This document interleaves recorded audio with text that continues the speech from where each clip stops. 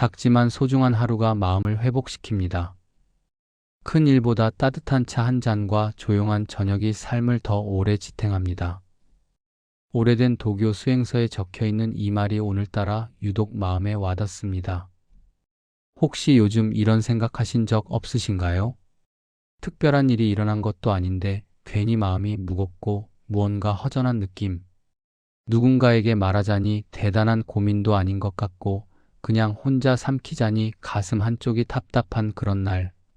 그런 날이 하루 이틀이 아니라 꽤 오래 이어지고 있다면 오늘 이 이야기가 조금이나마 당신의 마음을 어루만져 드릴 수 있기를 바랍니다. 한 가지 이야기를 들려드리겠습니다. 경상도 작은 시골 마을에 올해 72살이 되신 할머니 한 분이 계십니다. 이 할머니는 젊은 시절 정말 바쁘게 사셨습니다. 새벽 4시에 일어나 밭에 나가고 아이 넷을 키우면서 남편 사업을 도왔습니다. 쉬는 날이라는 게 없었습니다. 명절에도 비가 와도 몸이 아파도 손을 놓을 수가 없었습니다. 그러다 아이들이 모두 도시로 떠나고 남편마저 세상을 떠난 뒤 할머니는 홀로 남았습니다. 처음에는 너무 조용한 집이 무서웠다고 합니다. 평생 누군가를 위해 움직이기만 했는데 갑자기 아무도 자신을 필요로 하지 않는 것 같은 그 느낌이 가장 힘들었다고 하셨습니다. 그런데 어느 가을날 아침 할머니에게 작은 변화가 찾아왔습니다. 마당에 나가보니 감나무에 감이 3개 달려 있었습니다. 올해는 감이 안 열리는 줄 알았는데 늦게서야 조용히 새 알이 익어 있었던 겁니다. 할머니는 그 감을 보면서 한참을 서 계셨다고 합니다. 그리고 혼잣말처럼 이렇게 말씀하셨습니다. 너도 늦었지만 열렸구나. 그날 할머니는 그 감새 알을 따서 하나는 옆집 할머니에게 드리고 하나는 마을 입구 경로당에 놓아두고 나머지 하나는 직접 드셨습니다. 그리고 저녁에 따뜻한 보리차를 한 잔 끓여 마루에 앉아 하늘을 보셨습니다. 별이 참 많았다고 합니다. 그날 밤 할머니는 오랜만에 편안하게 주무셨습니다. 대단한 일이 일어난 게 아닙니다. 감새 알, 보리차 한 잔, 가을 하늘의 별. 그게 전부였습니다. 하지만 할머니는 그날을 이렇게 기억하고 계십니다. 그날이 내 마음이 다시 살아난 날이었어. 작지만 소중한 하루가 마음을 회복시킨다는 말이 바로 이런 뜻이 아닐까 싶습니다. 우리는 자꾸 큰 것을 찾습니다. 큰 성공, 큰 행복, 큰 변화. 그래야만 인생이 의미 있다고 생각합니다. 하지만 정작 우리 마음을 살리는 것은 아주 작고 조용한 순간들입니다.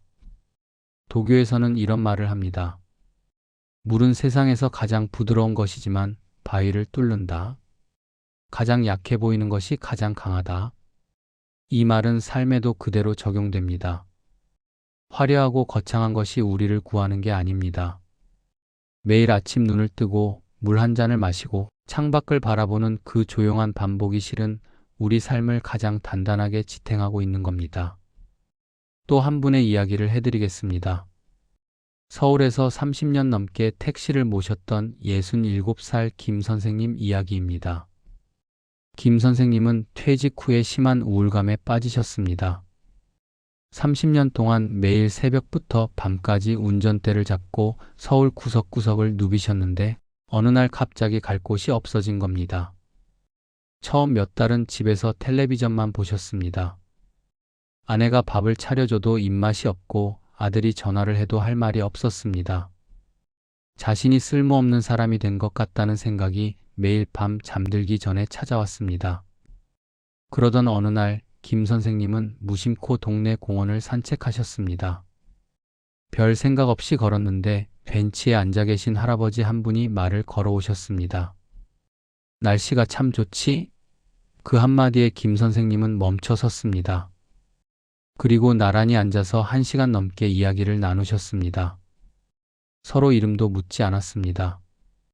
그냥 요즘 무릎이 아프다는 이야기, 옛날에는 이 동네가 어땠다는 이야기, 손주가 귀엽다는 이야기, 아무것도 아닌 이야기들이었습니다. 그런데 집에 돌아오는 길에 김 선생님의 발걸음이 조금 가벼워져 있었습니다.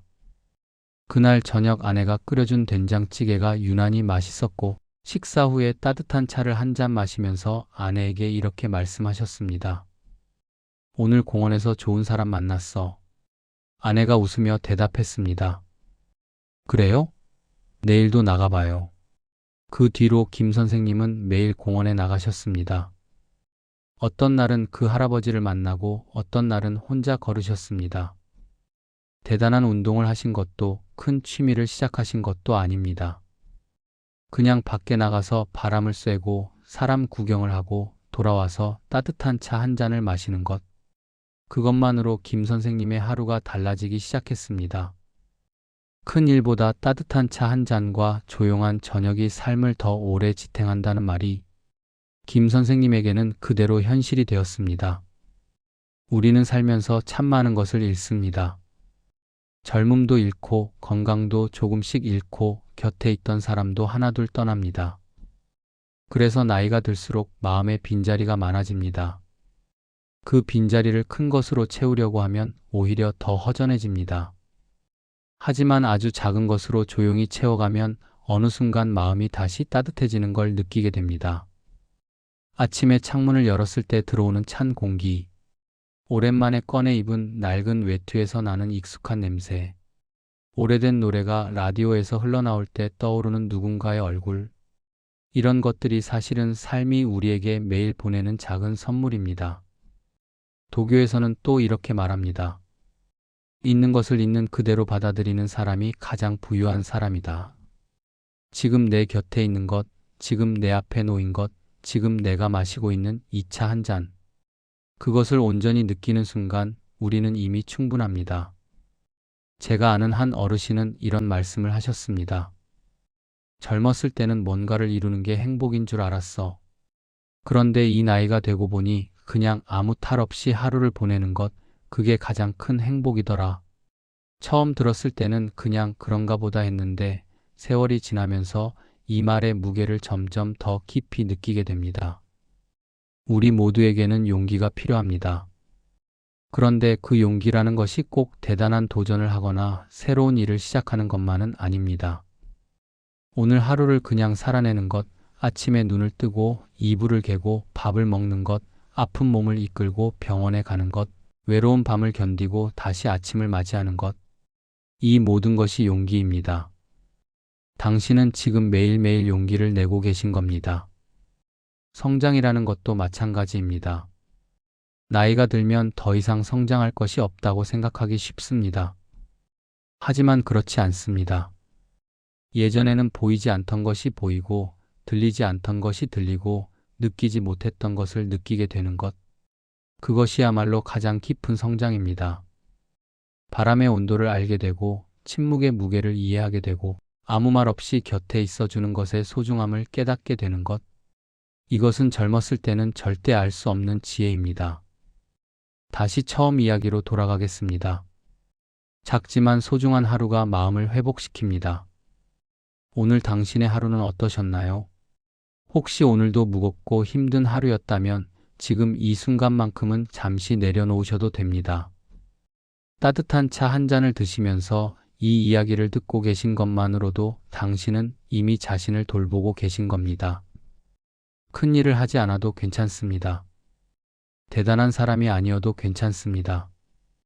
그냥 오늘 하루를 살아낸 것만으로도 충분합니다. 내일 아침에 다시 눈을 뜨면 또 하나의 소중한 하루가 시작됩니다. 그 하루가 또 당신의 마음을 한 겹 한 겹 회복시켜 줄 것입니다. 큰 일보다 따뜻한 차 한 잔과 조용한 저녁이 삶을 더 오래 지탱합니다. 부디 오늘 밤은 편안한 마음으로 주무시길 바랍니다. 당신의 하루하루가 작지만 소중한 회복의 시간이 되기를 진심으로 응원합니다. 오늘도 수고 많으셨습니다.